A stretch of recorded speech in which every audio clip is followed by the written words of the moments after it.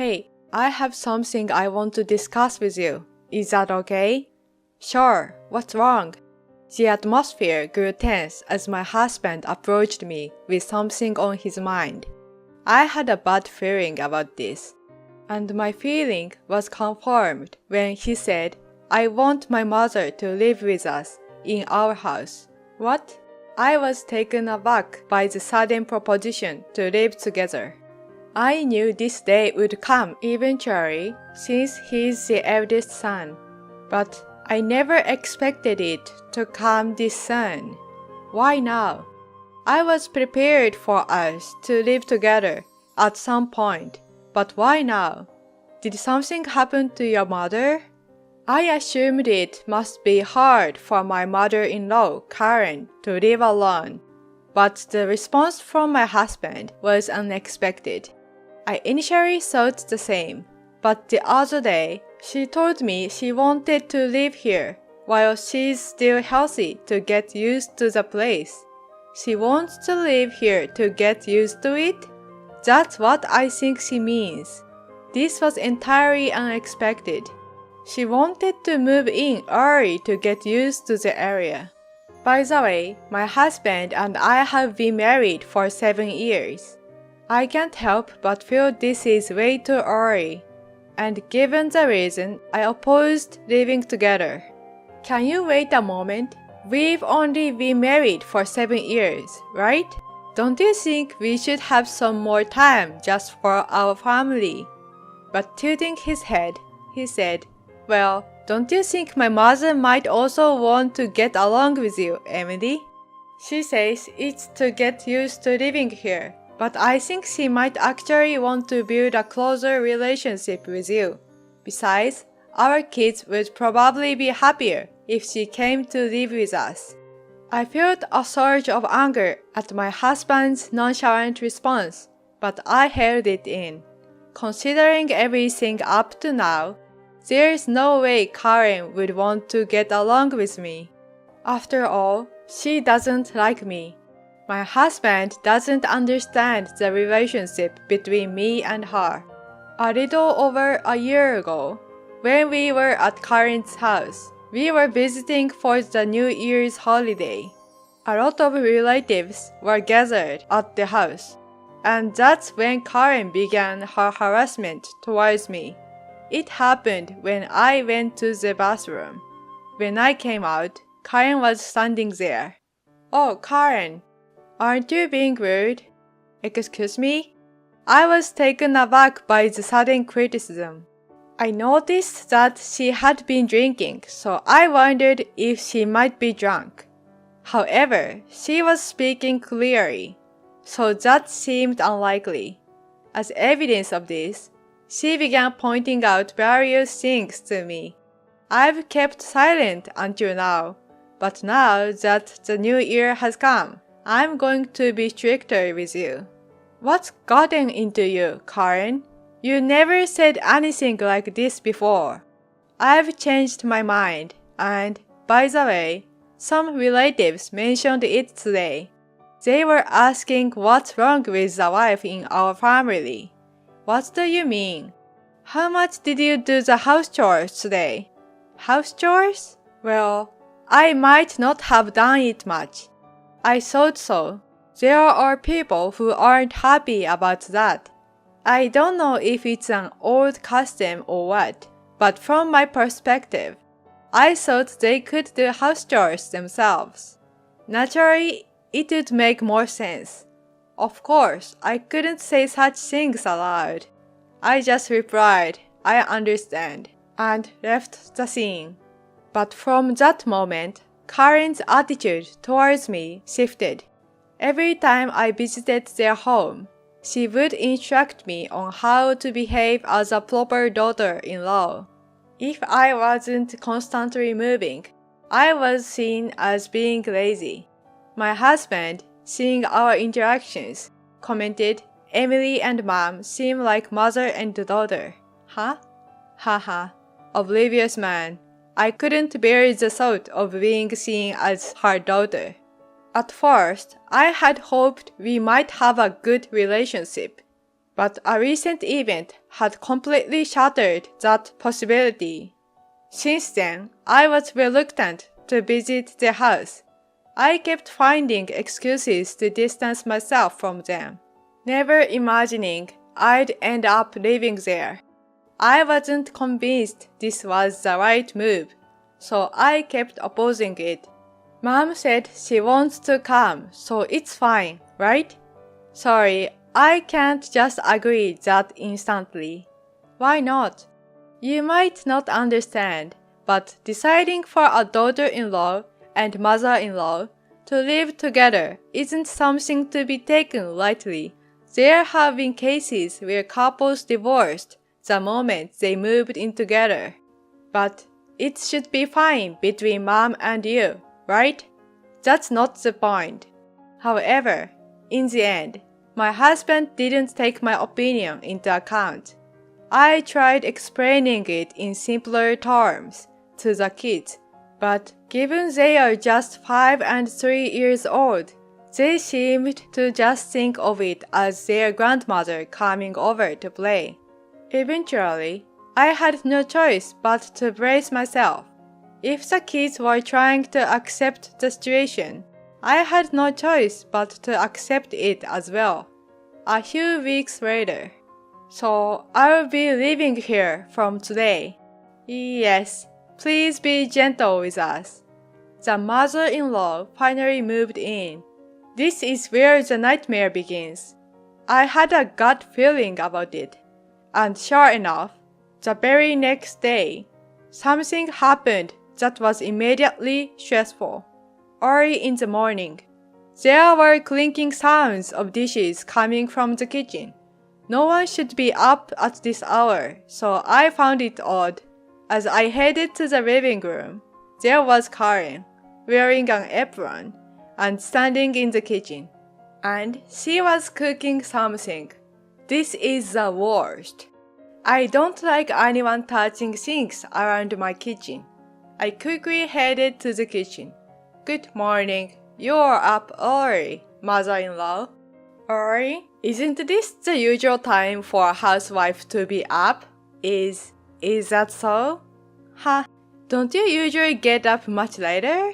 You still have a lot to learn as a daughter-in-law. What? A proper housewife should be up before anyone else in the family to greet them, right? I wonder how long you sleep in. Her remarks, dripping with insinuation, were so annoying that I was irate from the morning itself. I might be a housewife, but I also work. I thought it would be okay to sleep a little longer. After all, it's not even 5 o'clock in the morning yet. I'm about to go to work and use my energy, so there's no way I can get up early and give it my all. There's no point in getting tired before going to work, but since Karen enforced it, at first I complied. However, I started to object over time. One day, Karen, can we talk for a moment? Oh, what is it? I've reached my limit. I've been doing everything you told me to lately, but the lack of sleep is affecting my job performance. I work, so can you please not force me to wake up early? Huh? Do you know who you are talking to? I know, I'm talking to you. Fine. I won't force you to do anything anymore, but if you come at me this way, I have my thoughts too. I didn't understand at that moment, but it seemed that Karen was contemplating kicking me out. I realized this a few days later. When I returned home from work, there was a heavy atmosphere in the house. Opening the door to the living room, I saw Karen and husband. I'm back. What's going on with the two of you? You're back. We were just discussing you. Saying so, Karen revealed a sinister grin. I had a bad feeling about this. As I rushed to my husband who was looking down, I gasped in shock.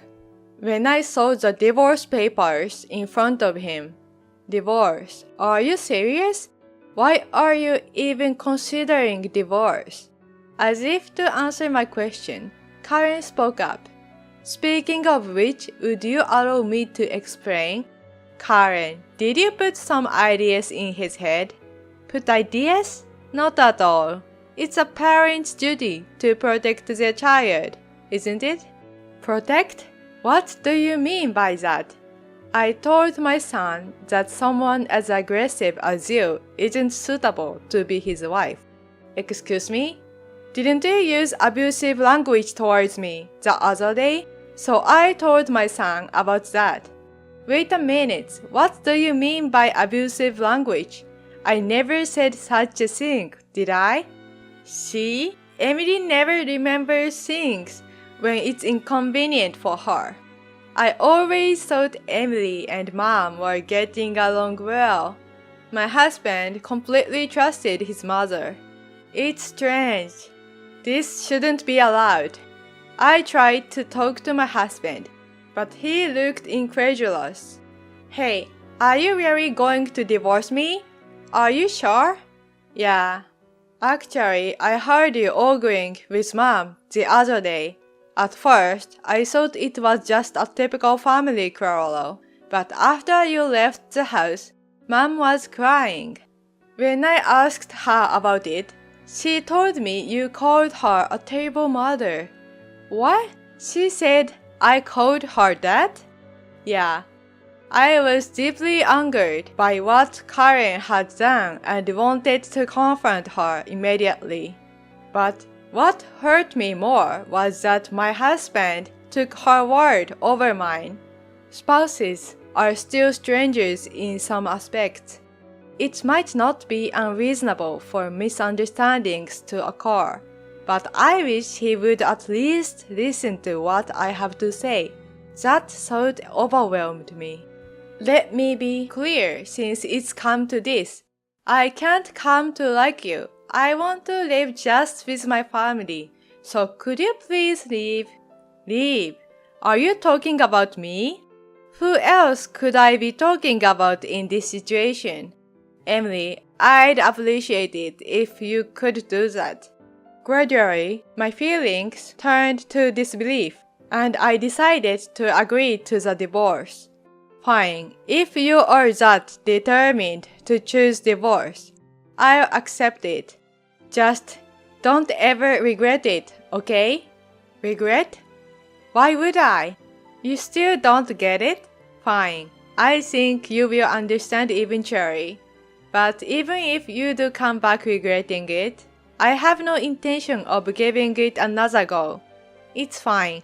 I won't ever want to get back together either. Let's find better partners next time. Exactly. Not just a partner, but one needs to thoroughly evaluate their family too. Are you referring to me? Oh, you heard that? You are infuriating right to the end. Just make sure you're a little cuter in your next marriage. Afterward, the procedures were completed, and my husband and I divorced. Because of Karen, our family was torn apart. In retrospect, maybe living together was the beginning of the end. As for the children, I ended up having custody. Normally, there can be disputes over custody, but my husband quietly stepped back. I didn't ask why, but probably he saw that the kids were attached to me and thought they shouldn't be left with him. Regarding our belongings, my husband said I could take whatever I needed, so I took what I wanted without hesitation. It's strange that he can be so considerate, yet couldn't be when it mattered most. In the end, I collected mine and the children's things and left the house. It's too late to care now, but I thought Karen might be misunderstanding something. That living in that house wasn't thanks to my husband. Then, barely a month after the divorce, I got a call from Karen. She said there was something she wanted to talk about in person. I went to the specified location, and there she was. Emily, thank you for coming today. Karen, what's the occasion today? You said you didn't like me, so I assumed we wouldn't meet again. I didn't think that, but well, there was an atmosphere around Karen that suggested there was more to the story. We decided to go into a nearby cafe to hear more. The truth is, after that, my son's health declined. Oh, is this some kind of illness? Not that kind, but you know, there are mental issues, right? I think it's something along those lines. I see, but I'm sorry, it's none of my concern. It's understandable you'd feel that way. What my son and I did to you was really terrible. Today, Karen seemed unusually subdued. Perhaps she finally understood the situation. I decided to ask a probing question. By the way, are you okay with money right now? Huh? Well, without me and the kids, it's just the two of you. You wouldn't struggle that much, right? The moment money was mentioned, Karen started to panic. And for good reason. After all, the rent for the house I left was $3,000. It might not be impossible with my husband's salary, but after paying the rent, there probably wouldn't be much left. I was the one who had been handling the rent. I work in real estate, and I believe I earn a pretty good salary. Paying a rent of $3,000 wasn't just burdensome for me. However, my husband had job hopped once and has only been working at his current company for about 2 years. It's unlikely he's been giving a raise yet. It seems Karen realized the financial situation a bit late and began to panic when she understood they couldn't afford the house. I apologize for everything until now. I'm truly sorry. I don't expect forgiveness just like that, but I want to make up for it. Please, could you consider coming back to my son? She begged, looking quite desperate. My husband rarely managed money, so she must have been shocked when she found out the truth. But it's too late now. Karen, I appreciate the offer, but I must decline. Why? Why not? Come on, think about your actions up to the point. What did you do to me? Spreading lies about me to my husband, saying such hurtful things, and claiming you cried when you didn't? Anyone can pretend to sob. I truly regret those actions, but I've changed. I'm not the same person I was then, and I want you to see the new me. I don't care. Oh, actually, isn't all of this a result of your doing, Karen? You told me to leave because you couldn't come to like me, right? Well, it's mutual. Despite my best efforts, I couldn't grow fond of you either. To think of getting along with such a nasty mother-in-law like you, it gives me goosebumps. How dare you? Just because I showed some vulnerability doesn't mean you can get all high and mighty. Oh, there you go, losing your temper again. And you said you changed. You wanted me to see the new you? I've seen it, and you haven't changed a bit. That's why reconciliation is off the table. Goodbye. Oh, Karen hung her head low in defeat. I left $10 note on the table and exited the cafe. And so, this episode came to a close. In the end, Karen and her son couldn't afford the $3,000 rent and had to move a more modest place. It may not be luxurious, but it suits their means and will probably be a better living situation for them. Since that incident, it seems Karen has been scolding her son more often, primarily over his reckless spending. Eventually, annoyed by the constant nagging, her son started spending less time at home. Not that it matters to me. Since then, I've been living cooperatively with my children. Lately, they've been helping out more with household chores, and I'm truly impressed by their growth. I'm excited to see how they will continue to grow in the future.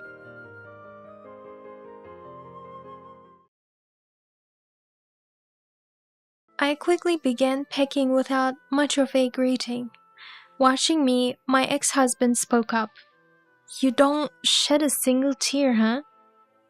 It seems that when he had pleaded for the divorce, he was prepared for me to cry and resist. Honestly, I thought he was quite conceited. My feelings had cooled off too. After all, post-divorce, he'll be the one struggling more than me.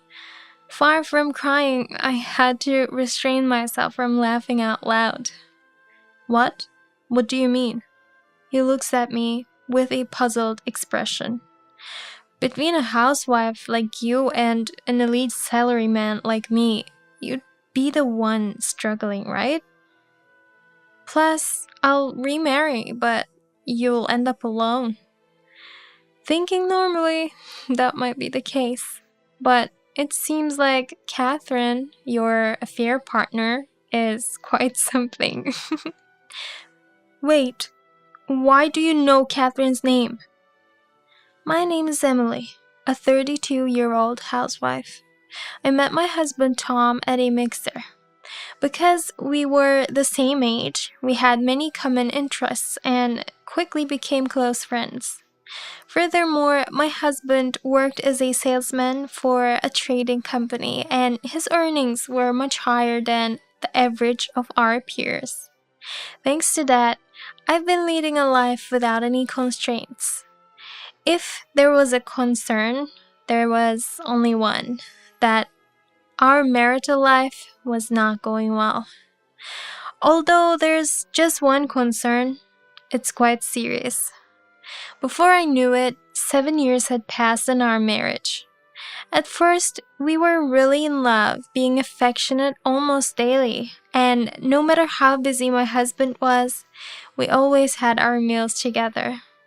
But the relationship between us, that had been filled with love, had completely cooled down. "Take care. What about dinner?" "I don't need it, I'll eat out. I'll be home late, so you can go to bed first." "Right, got it." In the early days of our marriage, he used to say things like, "Eating Emily's cooking is my greatest joy," but now coming home around midnight has become the norm. He comes home after I've gone to sleep and heads off to work in the morning without much conversation. I feel like I'm being avoided by a teenage son.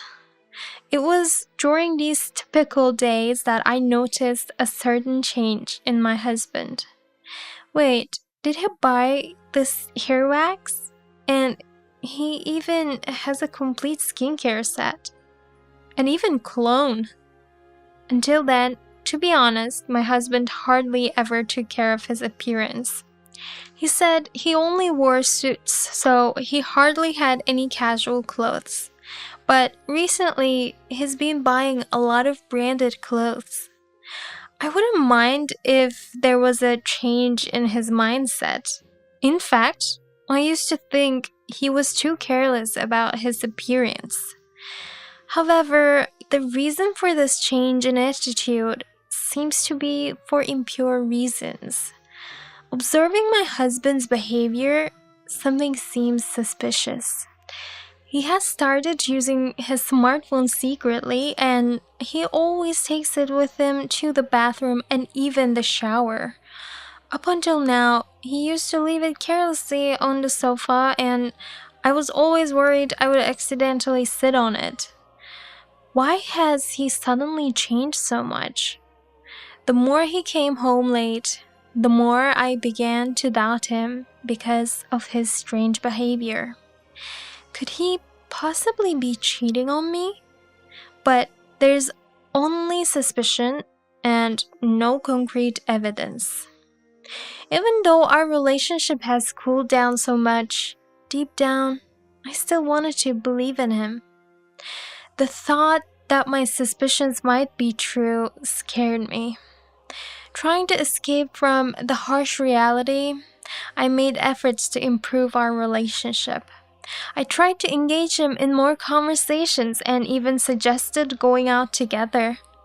But every time I tried to reach out, he would push me away coldly. That's understandable. We've been married for 7 years and our relationship has felt like a mere facade for the past few years. But even if I tried to approach him, I was treated poorly and it felt very lonely. As this continued, my emotions became more and more distressed. One night, unable to hold back, I mustered the courage to ask him directly. "Tell me, you're not cheating on me, are you?" When I asked, he just stared at my face and remained silent. "Please say something. Are you cheating or not?" He remained silent for a while. Then, from the sofa where he was sitting, he silently stood up and sat down on a chair in front of me at the table. He then bowed his head in front of me. "I'm sorry, Emily. I want a divorce." I was left speechless by this unexpected statement. Without even considering how I felt, Tom said, "I've found someone else I love. I want to start a new life with her." How could he so unapologetically make such a selfish remark? How did he feel about our 7 years together? I had a feeling there was another woman, but I never expected him to say something like this so suddenly. All my efforts to mend our relationship were in vain. Was the Tom I fell in love with always this selfish and cruel? When we first met, I thought he was the most wonderful person, unparalleled by anyone else. Unable to utter a word, my mind was just filled with these thoughts. Then Tom said something even more shocking. "Actually, she's pregnant with my child. For the child's future, I want to be with her." My head started spinning and I felt like collapsing right there. I truly felt everything go white before my eyes. Tom and I didn't have children. It's not like we had been using contraception for the past 7 years. On the contrary, we actively tried to have a child and even engaged in fertility treatments. Despite all our efforts, we weren't blessed with a child. Tests indicated Tom had fertility issues. Yet he always expressed a deep desire for a child. That's why, even though we knew it was difficult, we never gave up. I believed I was doing my best to meet Tom's hopes. Although recently our marital relationship had cooled, it seems Tom's affair and having a child with the other woman played a big role in his decision to divorce. I've always wanted a child, and I want to show my mother her grandchild as soon as possible. You understand how I feel, don't you? So, please grant me a divorce. My mother-in-law has been seriously ill and hospitalized for about 2 years. I understand Tom's wish to let his mother hold her grandchild as soon as possible, but to have another woman bear his child instead of his wife is just too cruel. I've always wanted a child too. That's why I even tried fertility treatments. I thought we shared the pain of not being able to have a child together. Do you realize how selfish you sound? You betrayed me, I yelled, letting my anger take over. But Tom just looked down and said, I'm truly sorry. His behavior, as if waiting for the storm to pass, only irritated me more. Who is this woman? Just because she's pregnant, I can't possibly accept this idea of divorce. I urged Tom to tell me more about the woman, but he said, I'm sorry, but please spare me that. I want to protect her privacy. Excuse me? How selfish can you be?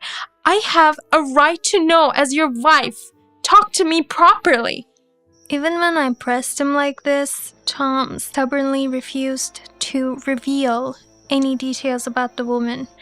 She's 2 years younger than you, Emily. Is that all? She's a company employee. This is getting nowhere. He must really care about her. No matter how much I pressed, Tom didn't provide much information. We continued to discuss the matter for several days, but throughout those days, I never once agreed to his request for a divorce. I didn't want things to go his way. Facing me, he kept trying to persuade. Please, I no longer have feelings for you.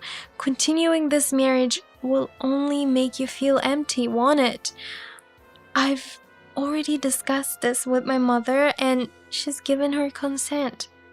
It seemed Tom had already settled matters with mother-in-law.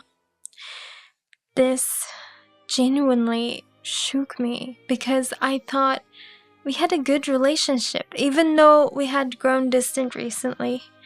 Tom continued to reveal one shocking fact after another. I've already given her an engagement ring. We're planning to move into the same apartment soon, so all that's left is for you and me to get divorced. I felt like I was going to pass out. Tom was serious about being with his affair partner. Still, I did not consent to a divorce.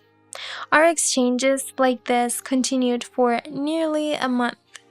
One day, as if losing patience, Tom knelt down before me, deeply apologetic. I can't take it anymore. Please, finally grant me the divorce. Our relationship has been broken for a long time. There's no point in continuing like this. Please, please divorce me. Tom looked at my eyes and said these words. I had held out for nearly a month. Maybe it's time to accept a divorce. Fine, let's get divorced. But know that I'll be taking a property division. I understand that. I'm prepared for it. From there, we discussed the details regarding the property division. I took half of the balance from our joint account. Tom also agreed to cover my moving expenses. And then I signed the divorce paper Tom had prepared. Many emotions flooded my heart as I filled out the divorce paper. Even though our relationship had cooled off over time, we lived under the same roof for 7 years. To think that it all ended with just a piece of paper. But I no longer had any feelings left for Tom. The next day, I submitted the documents to the local office, and our mutually agreed divorce was finalized. After divorcing me, I heard that Tom married the other woman almost immediately. I don't know if he was being rushed by her, but given that they were planning to have a child, they probably wanted to be together as soon as possible. Despite not even finishing organizing the items in the apartment we used to share. I was honestly shocked at the speed of it all. I thought I might as well quickly pack up my belongings, so I headed to the apartment where I used to live with Tom. It seemed our timing overlapped as Tom was also at the apartment. I quickly began packing without much of a greeting. Watching me, Tom spoke up. "You don't shed a single tear, huh?" It seems that when Tom had pleaded for the divorce, he was prepared for me to cry and resist. Honestly, I thought he was quite conceited. My feelings had cooled off too. Perhaps because I had been refusing the divorce for so long, Tom might have assumed that I still loved him. It seems there's a misunderstanding. The reason I didn't immediately accept the divorce was partly due to my stubbornness not to move according to Tom's wishes, and partly to investigate his mistress on my own. After all, post-divorce, you'll be the one struggling more than me. Far from crying, I had to restrain myself from laughing out loud. What? What do you mean? Tom looks at me with a puzzled expression. Between a housewife like you and an elite salaryman like me, you'd be the one struggling, right? Plus, I'll remarry, but you'll end up alone. Thinking normally, that might be the case. But it seems like Catherine, your affair partner, is quite something. Wait, why do you know Catherine's name? Did you think I was simply being petulant and refusing our divorce? I had been hiring a detective agency to investigate all along. Tom's face turns pale.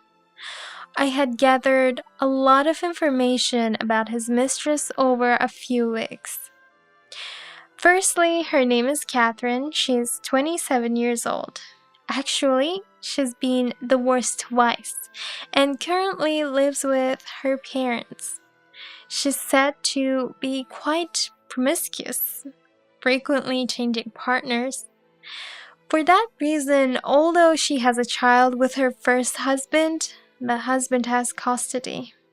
And due to concerns over her influence, Catherine is apparently prohibited from seeing her own child. In fact, it seems Catherine has other men besides my ex-husband.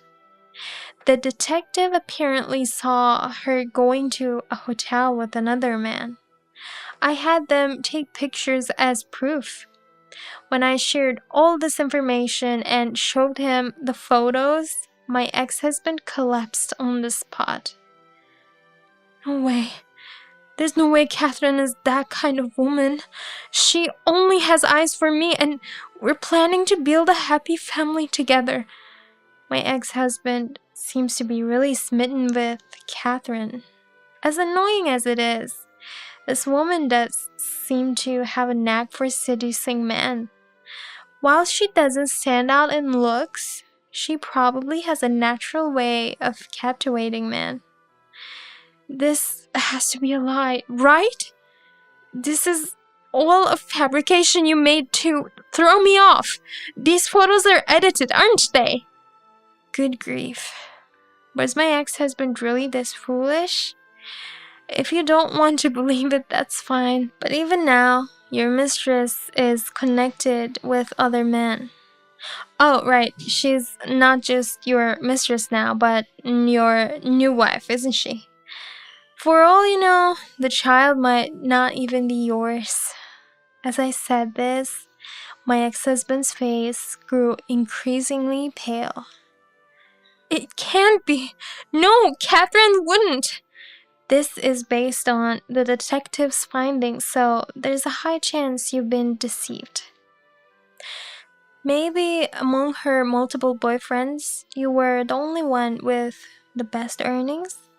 That's probably why she chose you as her husband. It's quite an honor, isn't it? Even if the child isn't biologically yours, you always wanted one, so take good care of them. With that final blow, I told my ex-husband and then left the apartment with my belongings. After a while, I received an email from my ex-husband. The content was about wanting to reconcile. Just as I had predicted, it seems the child Catherine gave birth to wasn't my ex-husband's. When my ex-husband confronted Catherine, she brazenly responded, "I didn't know whose child it was until it was born either." However, my ex-husband had already married Catherine long before. Therefore, legally, the child Catherine bore must undoubtedly be raised as my ex-husband's. To Catherine, my ex-husband was nothing more than a cash cow. As evidence, when it came time to pay me property division, my ex-husband had to shoulder both his and Catherine's portions. Because of this, he had paid me a total of $80,000. My ex-husband was livid and confronted Catherine, but Catherine said, "Didn't you happily serve me as well?" And one day, she vanished, leaving the child behind. My ex-husband called and pleaded, "You were right all along. I was deceived. I'm truly sorry. I want to start over." I felt nothing but disgust. Do you really think I'd come back to you just because it's convenient for you now? The fact that you had an affair and betrayed me remains unchanged, except the reality. With that, I hung up the phone. From a mutual acquaintance, I heard that afterward, my ex-husband handed over the child Catherine left behind to Catherine's parents, insisting they take responsibility. Catherine's parents reportedly said, "That's inconvenient for us. Please raise the child yourself." But my ex-husband firmly refused, stating, "I have no obligation to raise a child I'm not related to by blood." He submitted DNA test results to prove that the child wasn't his, and even revoked the legal acknowledgement of the child. Catherine's parents, seemingly unaware that the child wasn't my ex-husband's, eventually located Catherine and brought her back home. Now they're making her raise the child, essentially keeping her under house arrest. They're closely monitoring her, ensuring she doesn't meet any man outside. By the way, although my ex-husband is no longer connected to Catherine, he paid me $80,000 in property division, which included Catherine's share, and as a result, his savings were completely drained. He has reportedly demanded that Catherine repay the property division he fronted for her. But since she can't pay what she doesn't have, she doesn't respond to him at all. Consequently, my ex-husband has become a divorced man with no savings. Moreover, after facing such a terrible outcome, he couldn't focus on his job, made multiple errors, and has now been demoted to a regional department where there's little hope for promotion. Apparently, he now lives a lonely and isolated life. On the other hand, I moved back to my family home and have been helping with our family's farming business. A few years later, I fell in love with a local fisherman and got married. While we don't have children, I'm spending every day happily with my husband, who treats me very kindly.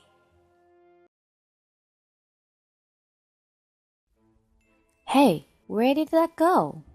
What are you talking about? Well, when these conversations started happening on a daily basis, and I wondered what was going on. My husband was demoted because he seems to be making more mistakes at work. He wasn't very enthusiastic about his job to begin with, so he didn't seem too shocked about the demotion. However, his forgetfulness increased. Out of concern, he went to the hospital. I suspected he might be suffering from depression, but the diagnosis was surprising. Early onset Alzheimer's. In simple terms, it's dementia. I heard that it can occur among young people these days, but I never imagined it would be my own husband. I was in shock. My name is Emily Johnston. 5 years have passed since then, and I'm now 50, while my husband, Tom, is 54. We were not blessed with children, and I've been working all these years. My parents have already passed away, but Tom's parents are still alive and live in the countryside, a bit away from where we reside. My in-laws are very kind-hearted. When Tom was diagnosed with Alzheimer's, they suggested, "We can take Tom in. It might be best for you to get a divorce." However, Tom, who never liked living in the countryside, formally declined their offer. I also didn't immediately consider divorce due to Tom's illness. We have been together for nearly 20 years, not necessarily in sickness and in health, but by fate we have become husband and wife. I thought it wouldn't be right to say, "Okay, goodbye," just because he became ill. Although Tom has become more forgetful, it's not to the extent that he can't handle daily life. Whether the medication to slow the disease's progression is working or not, it's not so severe that he can't do anything, and he still recognizes me properly.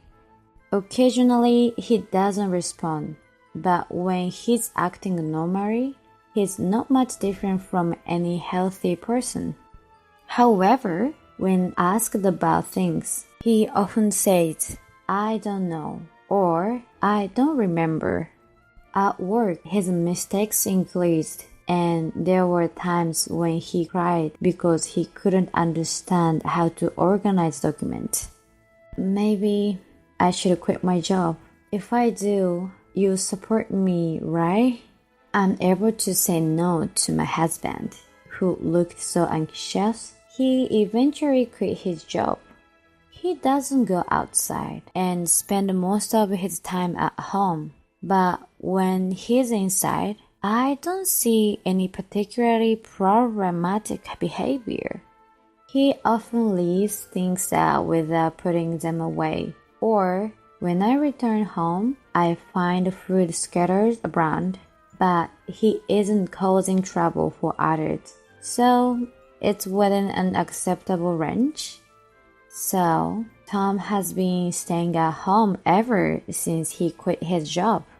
When I consulted with the doctor about whether we should have someone look after him while I'm at work, they say he still has the ability to sense danger, so there isn't much to worry about at this stage. They suggested we discuss further if the disease progresses. For now, they advised locking the door when going out and making sure it understands not to go outside alone. Although I was still slightly worried about whether that approach would really be fine. He kept on repeating, "It's okay even if he's alone." However, if I insisted too much, he would sometimes lose his temper. "Stop it. I'm sick, okay? Don't bother me with unnecessary things. It just makes my head even more confused. Be more considerate of me." And then he would act out. When he got like that, it became hard to deal with, so I began to leave him alone. 5 years before, Tom's condition was discovered when I was 40. I was promoted to section chief. My salary had increased, so even after Tom quit his job, we didn't face any immediate financial difficulties. Since we didn't have children, We managed to save a decent amount of money, ensuring we wouldn't be caught off guard in emergencies. And the savings remained untouched. I truly felt grateful for having continued to work. I can only hope that our normal lifestyle continues for as long as possible. However, something had started to bother me recently. Things keep going missing.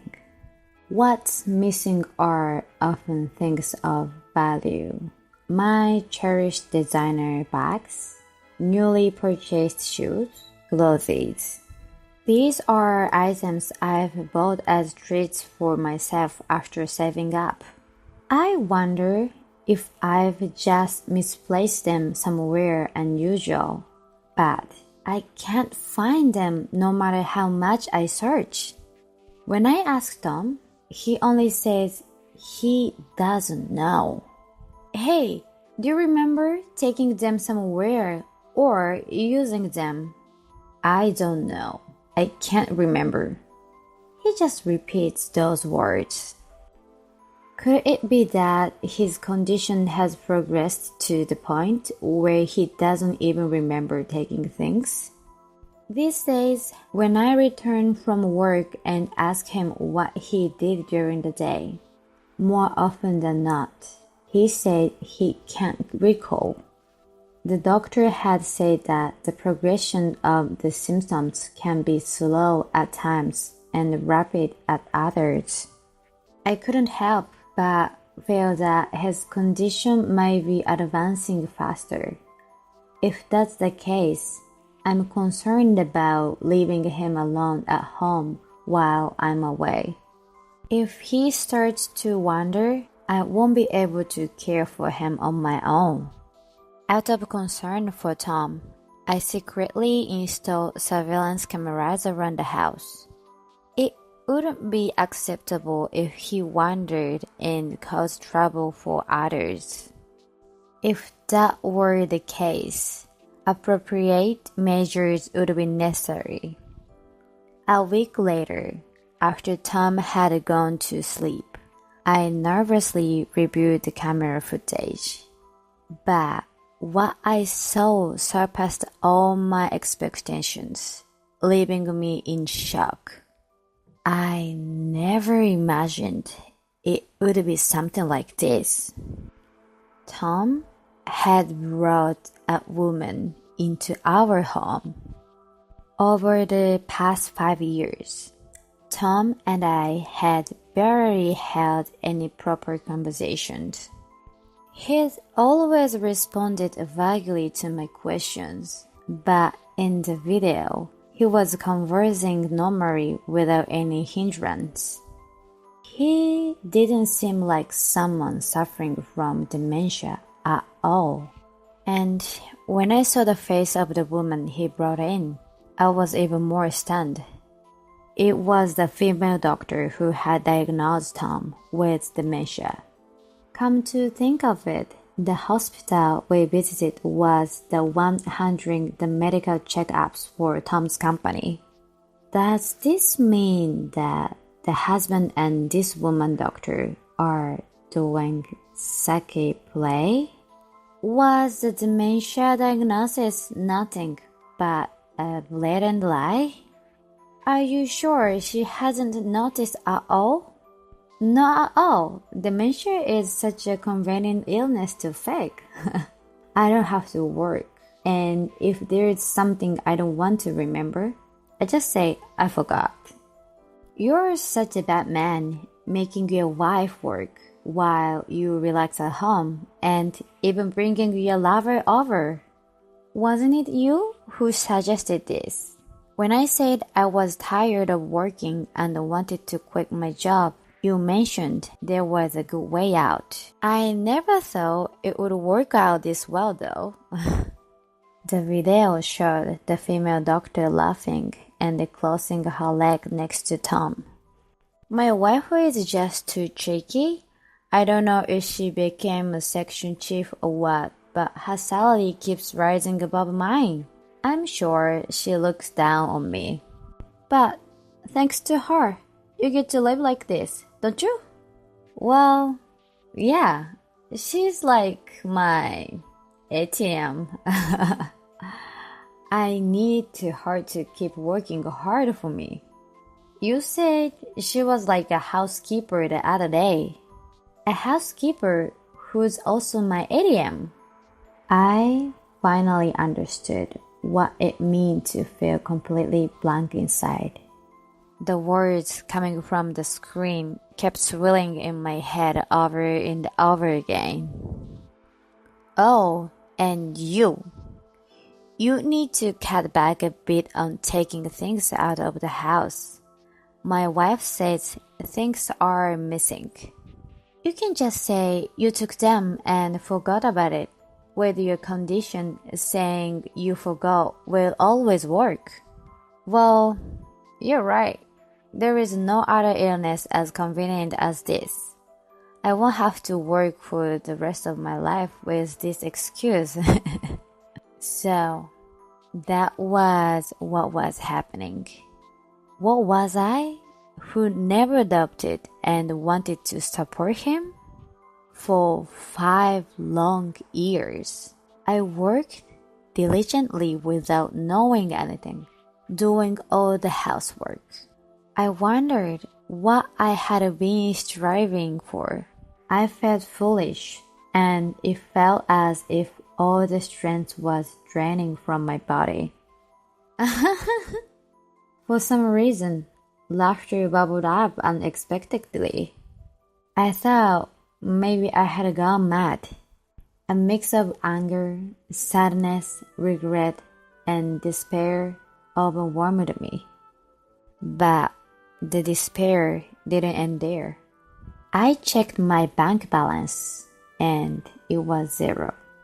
All the fixed deposits that we had been saving since our marriage were withdrawn. I felt a loss so profound it seemed like the end of the world. I felt numb, devoid of any emotion. As dawn broke, my husband woke up, acting as if nothing had happened. The moment I saw him, a rage so intense it felt as if my gut were boiling overfilled the void inside me. What's for breakfast?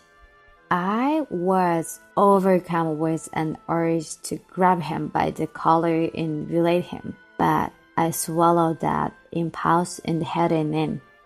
My husband still doesn't know that I'm aware of the truth. Merely confronting him with the truth and getting an apology won't be enough. However, I genuinely don't know what to do or how to proceed. But I thought if I just got angry now, him laughing it off with "So, you found out, huh?" would be totally intolerable. What are you planning to do today? Why this sudden question? You don't usually ask that. I've been wondering what you do at home every day. I wish I could walk like you, but with my condition, I don't want to be a burden to others. I envy you being able to work. I was astonished that he could utter such insincere words so effortlessly. Of course, there is the obvious fact of cheating, which can be used as a shield to claim alimony and divorce. But when I thought about the last 5 years, I was so frustrated and disappointed that I burst into tears. Someone capable of doing such things might just casually dismiss everything with, "I was just joking." Then he'd probably come up with irrational explanation and desperately try to defend himself. Days went by as I pondered what to do. Just seeing my husband's face made me feel nauseous, but I endured it. The camera remained installed. Thinking I was unaware, my husband continued to bring the female doctor into our house whenever I was out. Hey, did someone visit today? I feel like I smell a different person's scent. I'm not sure. Maybe someone did. Perhaps it was a salesperson. How are you feeling these days? You seem more energetic. Are you perhaps recovering? Not at all. Even I've noticed that I've become more forgetful lately. Once the symptoms start, it can't be cured, only slow down. The doctor said that, remember? Right, I remember. The female doctor was quite beautiful, wasn't she? Was she? I can't recall her face. In a way, I admire how he can maintain this act for so long. Out of desperation, and without telling my husband, I took the record footage to his parents. They've always been kind to me, but they are still his parents.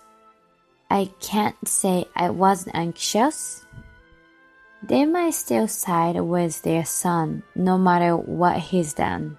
They might even suggest that it's because I, as his wife, am not good enough. They might say that by not understanding my husband's feelings of not wanting to go to the office to the extent of lying, I failed as a wife. Yet, I had no one else to talk to. If they blamed me, I decided I would just silently resign myself to divorce. I'm sorry to come so suddenly, father-in-law, mother-in-law. I have something I need to discuss. Oh dear, what happened? You look so worn out. What's going on? Mother-in-law, it's just... First, come inside. Are you hungry? Let me make something warm for you. I felt like bursting into tears at her word. My worries were unfounded.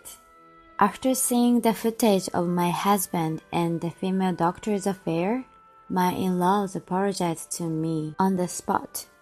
I'm so sorry for our foolish son. Emily, we are truly sorry. Far from blaming me, seeing my in-laws crying and apologizing so deeply made me feel like crying myself.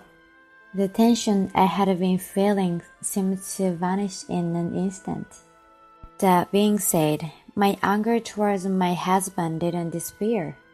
But the realization that I had someone on my side made me truly happy from the bottom of my heart. There was another piece of good news. I had been unofficially informed of my promotion to department head. Knowing that there is a place where my hard work is recognized was the greatest joy of all. It reaffirmed that I truly belonged somewhere. Hey, Emily? Emily, are you listening? Huh? Oh, sorry, I was spacing out. While thinking of how to get back at my husband, I had become lost in thought. You are not getting senile on me, are you? It wouldn't be a joke if both of us ended up that way. At the moment, an idea struck me. If I were to become senile, would you take care of me? Don't be ridiculous. I have enough on my plate with myself. There is no way I can take care of you too. But you haven't gotten much worse even after 5 years. Maybe you'll recover completely? If that happens, you can work again. At that time, I'll be counting on you to take care of me. Upon hearing this, Tom stared at me with wide eyes. From that day on, I began to casually repeat things he had once said to me, little by little, every day, to make it seem more real. Hey, what was I just doing? I've been making a lot of mistakes at work lately. It seems I've become quite forgetful.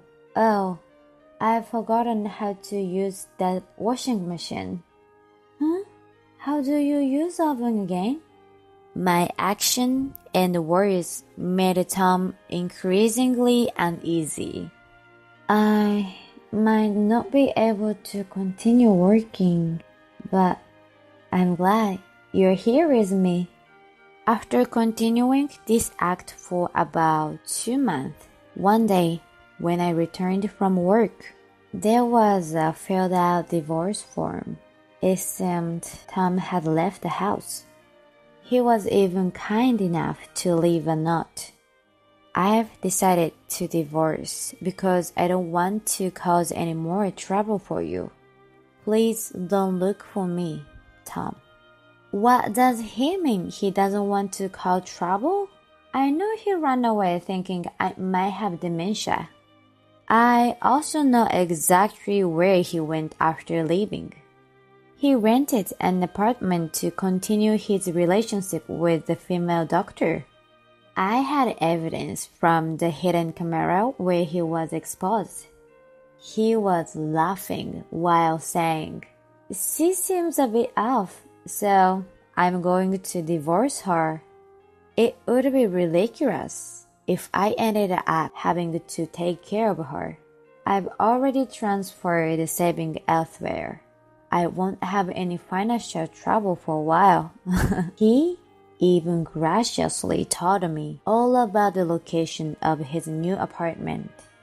I got a rough idea of where the female doctor lived from their conversation, so I went near her once. The female doctor was a married woman, living in a single house in the suburbs with her family. I promptly filled the divorce papers and sent a bill for the division of property and the evidence of infidelity to the apartment Tom had recently rented. Of course, I also sent the female doctor the evidence of infidelity. I received a phone call immediately from my husband, who appeared to have received them. What the hell is this? What is the evidence of infidelity? Well, it's the evidence of infidelity. Of course. What? Oh, right. I also sent one to the female doctor. I wonder if her husband has found out by now and they're having a fight? Evidence of infidelity is the footage captured by the hidden cameras. I thought her husband had a right to know. Oh, why did you do that? I was so surprised to find out that everything was a lie. Weren't you supposed to be going too crazy? Oh, the act?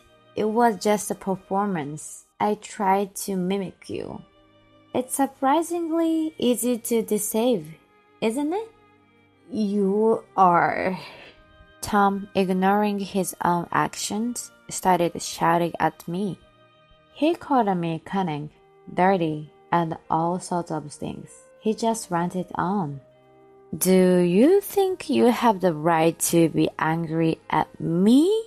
Living off my earning alone while pretending to have dementia for 5 years. Even bringing a woman into our home. Do you think you'll be forgiven? Tom probably never dreamed that I knew everything. He suddenly became flustered. But what's this about dividing property? I don't have any assets. We have our saving, don't we? I've already used all of it. There is not a single yen left. I thought he's still playing dumb even now. I revealed that I had set up cameras in the house. I told him I heard everything he said to the female doctor, and I have all the footage as evidence. Solid proof. When I told him that even my in-laws knew about this and were furious, Tom defiantly shouted back, questioning why I do tell them. It seemed He doesn't realize he's not in a position to shout at me right now. Thank you for talking so freely about everything. I didn't even need to hire a detective agency, so I saved some unnecessary expenses. When I say that, Tom, for once, seemed lost of words. He was silent for a while, so I hung up the phone. The following month, he contacted me again. What the hell is going on? What do you mean? I just went to the apartment and they say you had already canceled an apartment contract. Which apartment are you talking about? The one we lived in, obviously. I never imagined he would return, especially since he was the one who left the divorce paper and left. When I told him that I had canceled an apartment contract soon after he left, he started to lose his temper, questioning why I made such a decision without informing him. The apartment had been in my name since my unemployed husband couldn't be the lessee.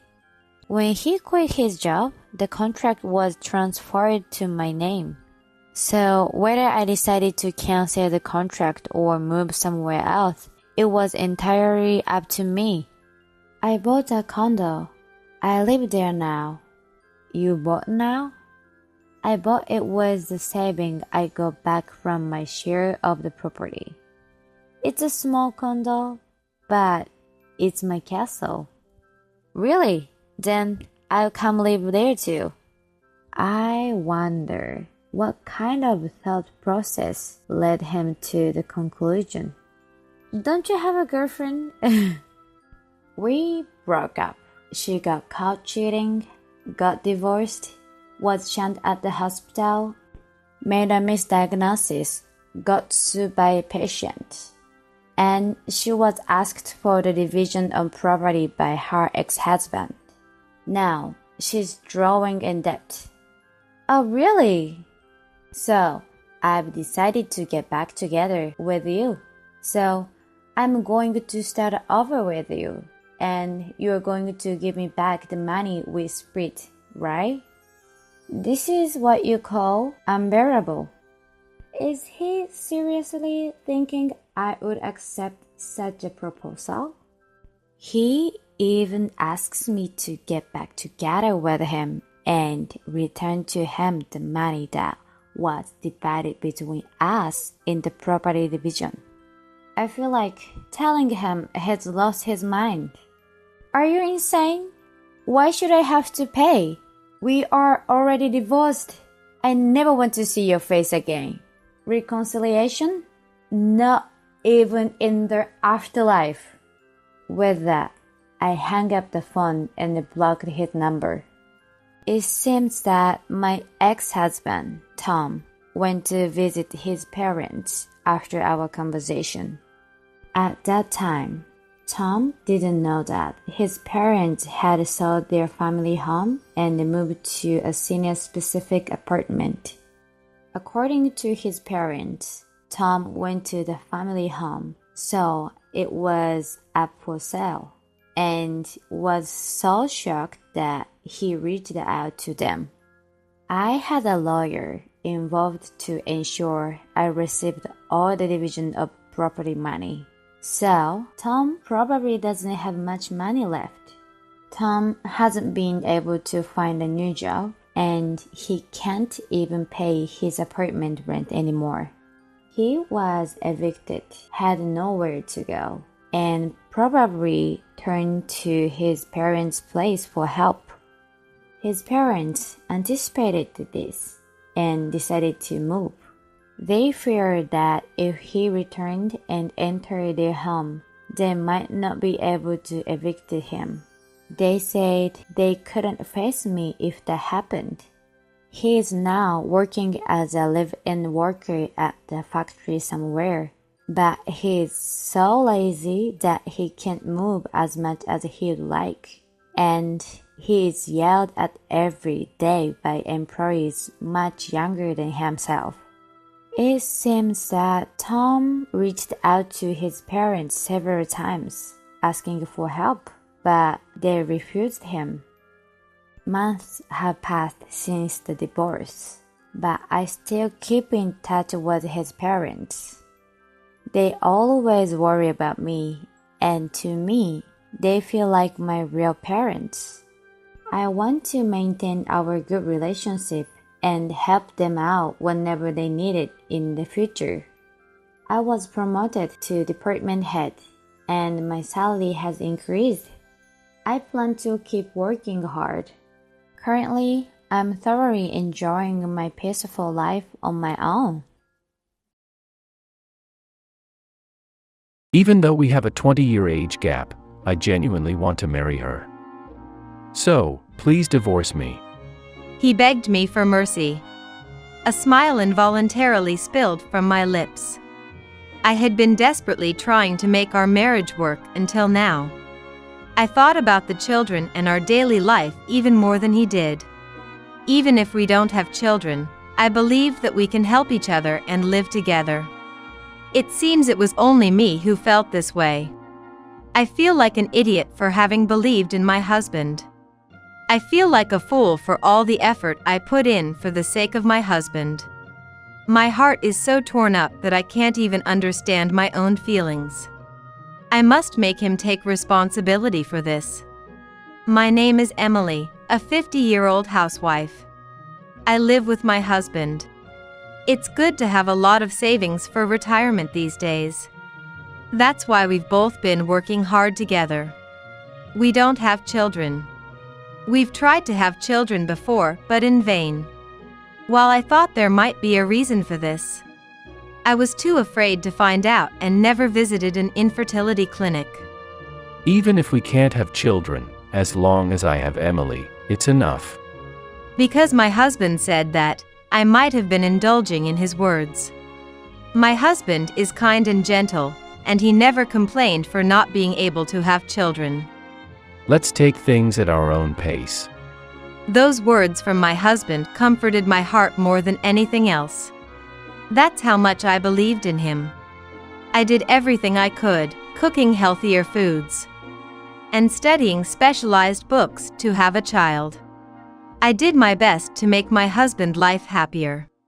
But my efforts never paid off, and I've reached the age of 50, which is a difficult age to welcome a child. That day too, my husband came home past midnight. How was your day? Did you go out drinking today too? When I spoke to my husband, who looked drunk, he seemed surprised, perhaps not realizing I was still up, and made an awkward face. I told you, you could sleep, didn't I? It's not good to keep you up this late. After I turned 40, my husband often came home so late at night. Every day, he dines out with colleagues and comes home drunk. Though he tells me you don't have to wait up, you can sleep. I just wanted to have a time with him together and often find myself rubbing my sleepy eyes and waiting up for him. Do not push yourself too hard, Emily. That's why I want you to take a rest enough.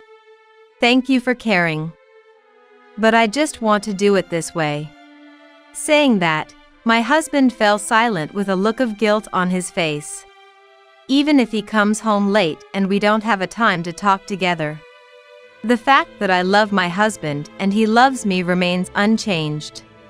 Our vow to support each other as a couple remains unchanged. At least, that's what I wanted to believe. However, with him coming home after midnight almost every day, I can't help but worry about his health. Why does he drink almost every day? Is he feeling that much stress? Unable to come up with a solution on my own, I asked my coworker friend for her advice about my husband's situation. The odd response I got was, "Isn't he cheating? There's no way he's cheating. I trust my husband." Hearing my words, my friend sighed. She then looked me in the eye and stated bluntly, Emily, your feelings and your husband's feelings might not necessarily be in sync. They might have been misaligned for a long time. That's just how marriage is sometimes. My friend's words were straight to the point. I could clearly tell she meant it from the bottom of her heart. Could it be that my husband and I are drifting apart? Do we already have different values and ways of thinking? Had the words we vowed when we got married, "Let's support each other no matter what," already turned into a lie for my husband? The part of me that wants to trust him clashes with the part of me filled with doubt, leaving me uncertain about what I truly feel. Take your time to think it through. After that, I began observing my husband more closely. Though I didn't want to suspect him, I wanted to be aware if anything was amiss. Yet, deep down, I prayed that everything was fine. However, it felt as if all my hopes were in vain. My husband's return time remained consistently late.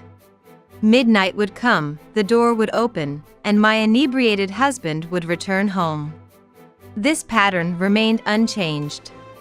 At some point, our main bedroom became just mine, and my husband began sleeping in his own room. It was another heartbreaking realization. That day, my husband seemed even more drunk than usual. He couldn't even walk straight. That's probably why he didn't notice that he had left something behind in the living room. To put away the abandoned suit, I decided to head to my husband's room. That's when I noticed his smartphone, carelessly left on the table next to his bed. I had no intention of doubting him. I just wanted to see for myself that he was innocent. With that thought, I picked up his phone. And there, on the locked screen, was a notification. It was from a woman named Catherine. I had so much fun today. Let's go out drinking again soon. Speaking of which, what do you think about this place for a trip next month? I heard they have a couples discount at this restaurant. The messages that had been sent seemed to confirm that my husband was being unfaithful. The pain was so immense that I fell to my knees right there. I couldn't help but despise my husband who was soundly asleep. My feelings had been betrayed, even though I had always believed in him. After that, my actions were swift. I confided in a friend, saying, "I think my husband might be cheating on me." She kindly advised me on the steps I should take next. First, hire a private investigator. To obtain proof of my husband's infidelity, it seemed best to rely on such a service. My friend introduced me to a particular agency through her connections, and I decided to employ their services. After waiting for about a month, an overwhelming amount of evidence came forth. True to those messages, the two had gone on a trip, and plenty of evidence was gathered from that trip as well. The investigator said, "There's no doubt about the affair." Hearing that, I broke down in tears again. I wanted to believe. That was my only desire. I wanted to believe that my husband still loved me. Ever since I saw that notification on his phone, I had hoped so. However, from the photographs handed to me by the investigator, it was clear that my husband was undoubtedly in love with the other woman. The investigator suggested consulting a lawyer, but I couldn't bring myself to do it. If I confronted him about the affair, our relationship would surely be strained. We might even end up getting a divorce. I lacked the courage to take that step. Seeing me like that, my friend did her best to encourage me, to help me regain my spirit, and to try to make me forget about my husband even a little. She took me to various places. Thanks to my friend, I began to regain my strength little by little, but my days were still weighed down by thoughts of my husband. On a day when I was trying to ignore the fact that my husband was having an affair, he, unusually sober, said, "I have something to talk about." My husband's voice was unusually serious, which made me anxious that he might be bringing up divorce.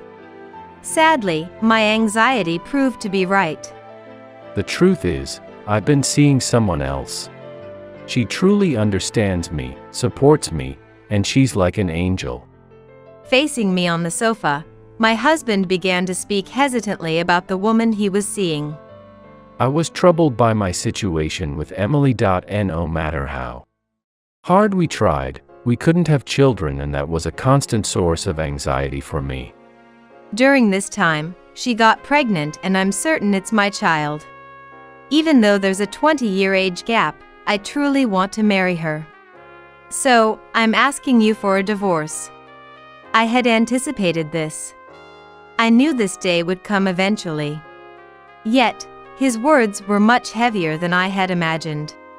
I had always thought that someday I would have to face the divorce. And someday I'd have to confront the affair. Yet, I continued to run away, and now I was faced with an inescapable truth. My husband's eyes were more serious than I'd ever seen before. It was clear that he truly wanted to be with the woman he was having an affair with. He must love her that much. I was once again made painfully aware that there was nothing I could do.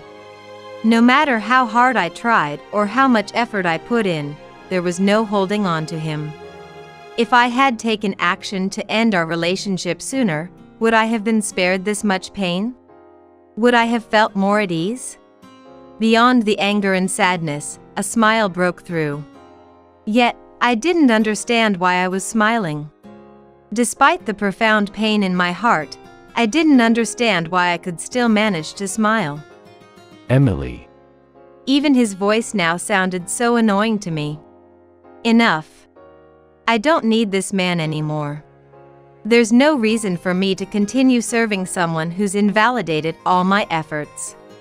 With that realization, my actions were faster than they had ever been before. Fine, let's get a divorce. I've prepared a joinder agreement of the divorce. Just for moments like this. Saying this, I handed him the agreement paper I had stored in the cupboard. My decisiveness made my husband's eyes widen in surprise.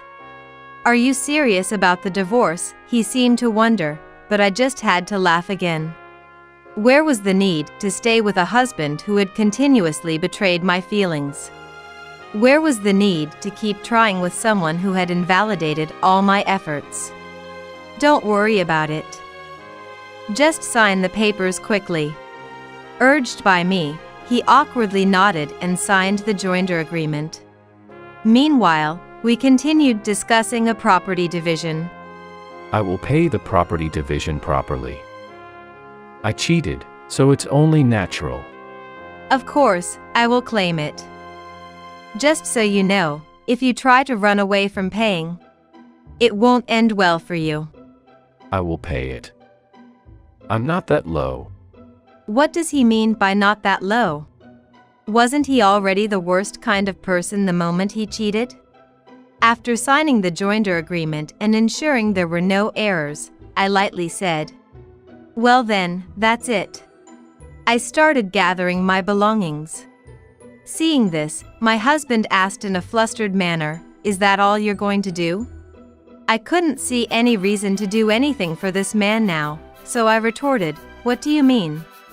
Throughout, he seemed uncomfortable. However, I continued packing, not paying him any mind. Oh right, I should apply for paid leave from work for a while. After all, finding a new place to live will take some time. Maybe I'll choose a place closer to the office for convenience. Thinking about my future, I inadvertently began humming a tune. Seeing this, my husband looked worried. I successfully divorced my now ex-husband and claimed the property division. Having hired a private detective agency, I knew the identity of the woman he cheated with, and, naturally, I also claimed her portions of the property division from her. Shortly after, my ex-husband called me. "Hello? What's the matter?" I couldn't understand why he was contacting me now, and as I responded, my ex-husband confronted me in an unusually stern tone. What on earth are you doing? His voice sounded both desperate and irritated. Wondering if I had done something wrong, I tilted my head in confusion. But he explained everything before I could even recall. Apparently, he was upset because I had demanded her portions of the property division from the woman he cheated with. While he had agreed to pay the division himself, he hadn't expected that the other woman would be asked to pay as well. She's still in her 30s and doesn't have money, so paying such a significant amount is impossible for her. Seeing the woman he cheated with so terrified of potential consequences if she didn't pay, he felt compelled to reach out. He then demanded that I retract the claim against her. It's odd to think that someone who got involved with someone else's husband wouldn't need to pay for what she did.